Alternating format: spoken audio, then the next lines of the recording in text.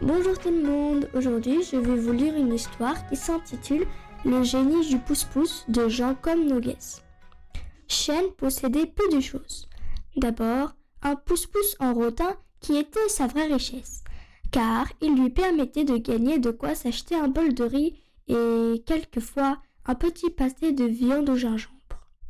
Puis, un grand chapeau qui lui servait aussi de parapluie. Et puis, en haut d'une colline, dominant la baie de Hong Kong, une cabane de bambou. Une cabane, c'est beaucoup dire. La maison de chêne était faite de 3 planches et d'une brassée de feuillage. Mais elle était adossée au mur d'enceinte d'une belle propriété. De ce mur retombaient des branches de jasmin qui, au temps des fleurs, donnaient à chêne une ombre parfumée. Le garçon était heureux. Toute la journée, il conduisait son pouce-pouce dans les rues de la ville. Le soir venu, il allait bavarder un moment avec son ami Wang, le pêcheur au cormoran. Wang se plaignait invariablement que son oiseau vieillissait. « Il faut que je pêche beaucoup de poissons pour pouvoir m'acheter un autre cormoran. Mais si je n'ai plus de cormoran, comment arriverai-je à pêcher des poissons ?» Problème insoluble. Chêne ne trouvait pas de réponse. Wang soupirait. Un soir, en retournant à sa cabane, Chêne eut envie de cueillir un rameau de jasmin pour chasser l'impression de tristesse laissée par son ami. C'est souvent ainsi que commencent les aventures, par une idée inattendue, un petit rien qui vous entraîne au loin. Chêne escalada le mur et resta muet d'admiration devant ce qu'il découvrit. À ses pieds s'étendait un jardin merveilleux. Toutes les fleurs de l'Asie y mêlaient leurs couleurs. Des kiosques de porcelaine se reflétaient dans des pièces d'eau claire, bordées de sentiers recouverts d'un gravier blanc. Le garçon sauta à bas du mur et se risqua le long des pelouses où tombaient, un à un, des pétales de magnolia. Dans les kiosques, des mots de bienvenue étaient peints en rouge vif sur du papier de soie. Des mots qui offraient les gâteaux aux amandes et les confitures de roses, et les liqueurs et les fruits servis dans des corbeilles d'argent sur des tables de laque. Chêne goûta de ces douceurs délicieuses qui lui firent tourner la tête, et puis il s'enfuit en courant. Comme elle tournait la pauvre tête de Chêne, quand de nouveau il franchit le mur. Jusqu'à ce jour, il s'était contenté d'un bol de bois, satisfait qu'il était quand il pouvait le remplir de riz. Et voilà qu'il désirait maintenant une coupe de jade. Le petit pâté des jours de fête, naguère dévoré en riant, lui serait désormais pauvre cher après des nourritures dont, la veille encore, il ne soupçonnait même pas l'existence. Pour la première fois, il se trouva malheureux. Il tira son pouce-pouce et se dirigea vers la ville basse. Il allait pensivement quand, passant près de l'entrée de la belle propriété, il s'entendit errer. Un jeune homme lui faisait signe d'approcher. Il était magnifiquement vêtu d'une robe couleur de soleil sur laquelle s'embrasaient des pivoines. Surtout, il était très beau, avec un teint clair, une natte brillante et des mains fines qu'il glissa précautionneusement dans ses manches. Mais qu'il avait l'air frêle! De loin, on aurait pu le prendre pour un enfant. « Il est riche et sans doute léger, » pensa Chêne. « Double bonne affaire !»« Conduis-moi au port, » dit le jeune homme d'une voix douce. « Au port ? Le long des rues qui descendaient à la mer ? Il n'y aurait qu'à se laisser porter par les brancards et à poser le pied de loin en loin pour rebondir toujours plus haut. Triple bonne affaire, » pensa Chêne, « et je triplerai le prix, » se promit-il aussitôt. Dans sa tête, jusque-là insouciante, il faisait maintenant des calculs. Il placerait cet argent à un taux élevé. Il en prêterait une partie à Wang, mais contre un bon intérêt. Et il aurait, lui aussi, des kiosques de porcelaine. Il était si absorbé dans ses pensées qu'il ne se rendit pas compte de la vitesse que prenait le pouce-pouce. Celui-ci semblait entraîné par un poids énorme, comme si une force irrésistible l'eût attiré. Chêne ne s'en aperçut que trop tard. Quelle course il fit jusqu'au port! À grande enjambée, il dévalait les ruelles en escalier, traversait les carrefours, effleurait à peine le sol. Derrière lui, ce n'était qu'Étal renversé, passant jeté à terre et qui se relevait en criant. Les gens le poursuivaient, lui lançaient des pierres et des injures. « Ah, le brigand, le sacripant!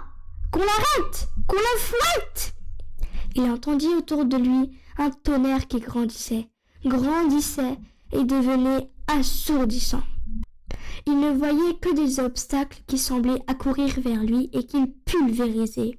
Et toujours, le pouce-pouce volait vers la mer, à tour de roue, à coups de talon, à orteils crispés.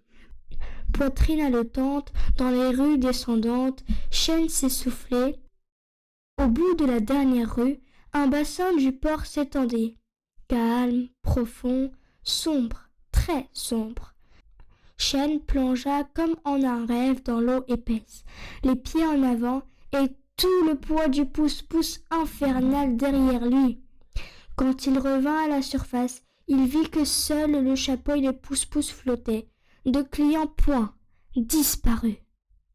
Des matelots, au bord du bassin, riaient en se donnant des grandes claques sur les cuisses. « Vous n'avez pas vu largement ?» demanda Chêne. « Où donc ?»« Dans mon pouce-pouce !» Ils rirent encore plus fort en l'accusant d'avoir bu trop d'alcool de riz. « Ton pouce-pouce était vide !»« Pas de jeune homme ? Que voulait donc dire cela ? » Longtemps, Chêne observa l'eau pour voir si son client remontait. « Je n'ai pas rêvé pourtant. J'ai bien transporté un jeune homme. » Afin de chasser son inquiétude, il alla voir Wang dans sa cabane. Il trouva celui-ci tout pensif, le menton au creux de la main et le regard perdu au loin. « Mon cormoran est mort, » bredouilla Wang. Chêne en fut ému. Une pensée traversa son esprit, rapide, pointue, une de ces petites pensées qui ne vous laissent pas le choix et vous font dire « Si j'ai de l'argent, ce soir, je te le donnerai. » Le temps des mauvais calculs était bien fini. Noyés dans le port, les désirs d'égoïste, puissance, les rêves de richesse gagnés au prix de l'amitié. Chêne revint à son pouce-pouce. Il avait l'esprit libre de nouveau, le pied sûr au milieu de la foule, le chapeau incliné sur l'oreille. Il descendit dans la ville basse sous des écriteaux multicolores. Psst, on l'appelait. Il s'arrêta. Un homme énorme occupait l'encadrement d'une porte.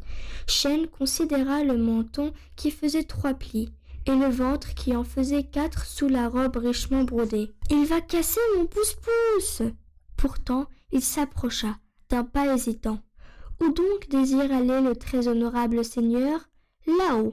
Chêne interrompit le salut qu'il accordait en s'inclinant à ses clients d'importance. Il leva les yeux, puis le nez, puis se redressa complètement. Là-haut, tout en haut de la colline qu'il habitait, il fallait tirer cet homme énorme tout en haut. « Je sais, » dit le mandarin avec un beau sourire, « mais tu seras payé largement pour ta peine. » Chêne pensa à la promesse qu'il avait faite à Wang. « Bon, » répondit-il en crachant dans ses mains. Le rotin gémit quand le noble personnage s'installa. Les cieux fléchis, les roues paraissaient clouées au sol. Chêne tendit ses jarrets maigres et, par un effort violent, arracha le pouce-pouce.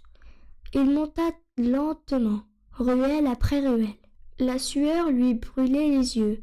Les muscles de son cou étaient près de craquer tant le malheureux serrait les mâchoires pour se concentrer sur son effort. « Wang sera content, » se répétait-il afin de se donner du courage. N'était-ce qu'une illusion ? Il lui semblait, au bout d'un moment, que l'homme se faisait moins lourd, la côte moins abrupte. Ce n'était pas une illusion. Chêne, peu à peu, ne peina presque plus. Cependant, il n'osait se retourner par crainte de perdre son élan et d'être emporté vers le bas. « Arrête-toi !» commanda la voix derrière lui. « C'est ici !» Il venait d'arriver devant la maison au kiosque de porcelaine. Chêne se retourna et ne crut pas ses yeux. Dans le pouce-pouce, à la place du mandarin, se trouvait le jeune homme du matin, souriant, avec sa natte brillante et sa robe couleur de soleil. Il tendit à Shen une grosse pièce d'or et dit, sans cesser de sourire: « Ne t'étonne pas, tu m'as vu jeune homme, et puis mandarin. Tu me verras oiseau, peut-être, ou rayon de lune, ou bâtonnet d'encens. Que sais-je encore? Je suis un génie. Je connais des humains toutes les bonnes pensées et toutes les mauvaises. Prends cet or, tu l'as mérité, et fais-en l'usage que tu as prémédité. » Le génie s'évanouit en fumée. Une petite fumée bleue qui s'envola vers le portail pour se couler dans le trou de la serrure. « Ai-je rêvé ?» se demanda Shen. Pourtant, l'or était bien réel au creux de sa main brune, et bien réel aussi allait être la joie de Wang. L'histoire est terminée. N'oubliez pas de vous abonner et de faire un like. Au revoir.